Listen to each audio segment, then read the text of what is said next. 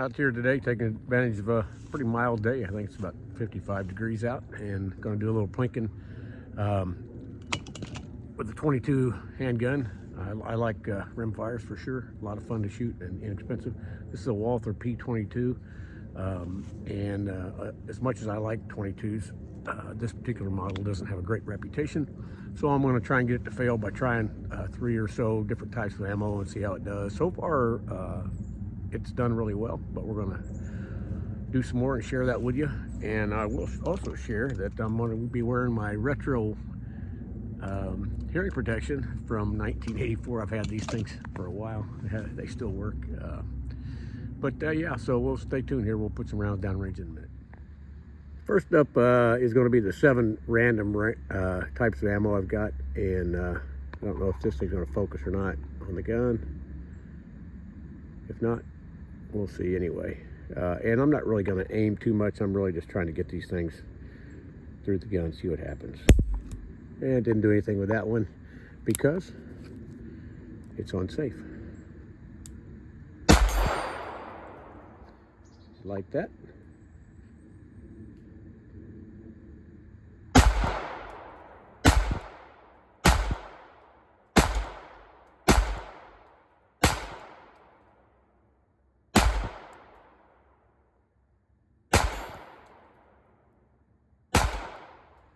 Okay, I got my magazines out of order. That first magazine that you just saw was actually 10 rounds of Remington Golden Bullet 22 long rifle. This next one is going to be 6 rounds of random, picked up off the ground at the range ammo. So I won't judge it on this one, but it cycled that golden bullet just fine.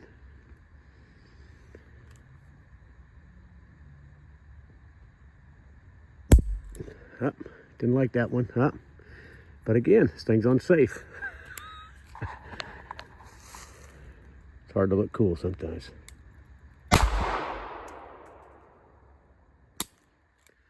Dead trigger. Let's try a double tap on that. Didn't like that one.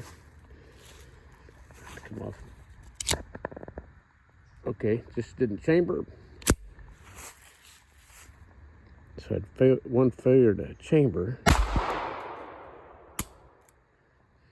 It's going to be 2 failures to chamber. Interesting.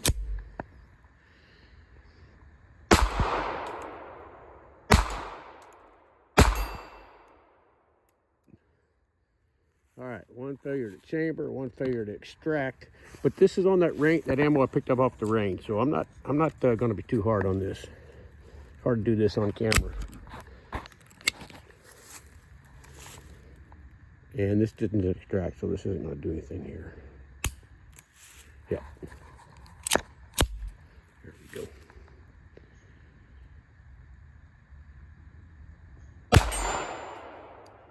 All right.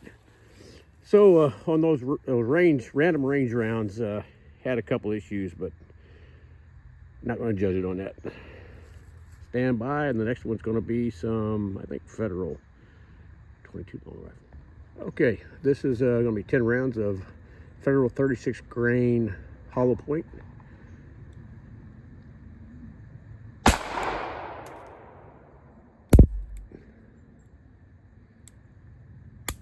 All right, another problem. Let's see what that is.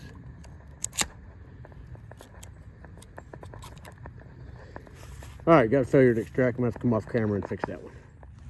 Okay, on the Federal, I resolved the problem off camera. Let you know what happened. On the second round, it failed to fire and it failed to extract that round. I put that round back in the magazine and it fired it and the subsequent 8 after without issue. I will say this on 22 long rifle, it's not unusual to have hiccups on them. And again, this particular model of gun doesn't have the best reputation, but so far it's doing better than other P22s, Walther P22s that I've handled before. My favorite, definitely for the money, is the Taurus TX22. That thing eats everything and has a higher capacity. We'll talk about that some other time. So next up here, we're going to do some CCI Stinger 32 grain hollow point.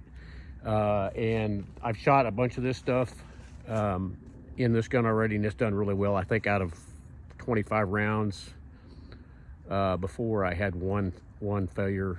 I can't remember exactly what the failure was now. So we'll see how it does. Stand by for the last 10. Okay, so we'll do this CCI now. And I'll tell you the reason I'm messing around with this thing is a friend of mine had it and said it was his father's gun, and he has it now, and he said it was reported failure to fire. And out of all the malfunctions I've had, just that last time with the Federal, there was one failure to fire, rechambered it, and fired fine. So we'll see how it does with these, and this is all I'm going to put through it. 10 rounds of CCI.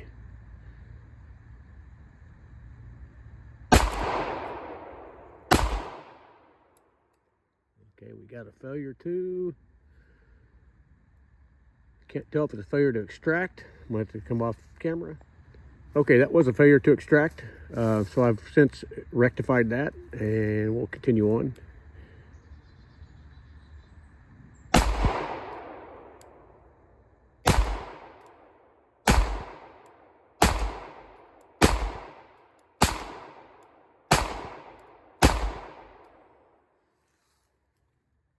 All right, summation. Okay, in summary, with some firearms I wouldn't like what I saw today, but for this one I find it acceptable. This particular gun, if that makes any sense. It's a plinking gun. It's not a home defense weapon or anything like that. And 22 long rifles, handguns, or rifles itself, it's not unusual to have one that's a little finicky with ammo. So we had one failure to fire, followed by a failure to extract that round when I tried to, and then another magazine I had a failure to extract.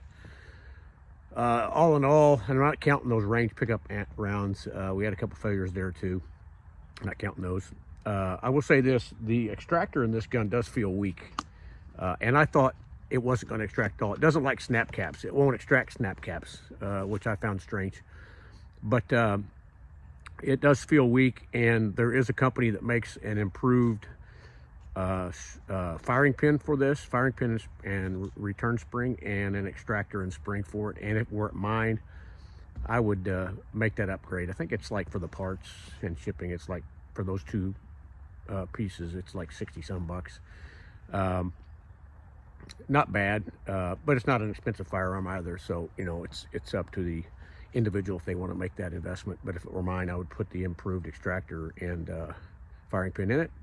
They also make a recoil rod assembly. I can't do it on camera, but I would tell you this: pretty easy gun to take to do a field strip on. Take the slide off, recoil rod and spring out. It's a pain in the butt to put back together because the recoil spring and rod are not captive. I'd have to show you on camera, and YouTube doesn't like that stuff anymore, so I probably won't do that. But it's a real pain. They make an improved product for that. If somebody's not taking it apart, maybe it's not worth that money. But anyway, that's all I've got for you. This went way longer than I thought, and I'm gonna have to do some editing because I'm all over the place with the camera, trying to hand hold it. I probably should have set up the tripod today, but I didn't. And even then, it's hard to get an angle on the ejection port so you can see what's going on. So that's it for now. All right, just wanted to add this in there for anybody that's looking for the Walther P22. Two things I didn't mention. Is one, it has a magazine safety. So if the magazine's not in, the gun won't fire on safe or on fire. It won't fire. The trigger will be dead. The other thing is, in the safe position, you saw me do it twice in a row. In the safe position, you can still pull the trigger and the hammer will fall, but it will not make contact. It's got a hammer block in it. So it won't, if the safety is on safe, there's a block that comes up and blocks the hammer from striking the firing pin.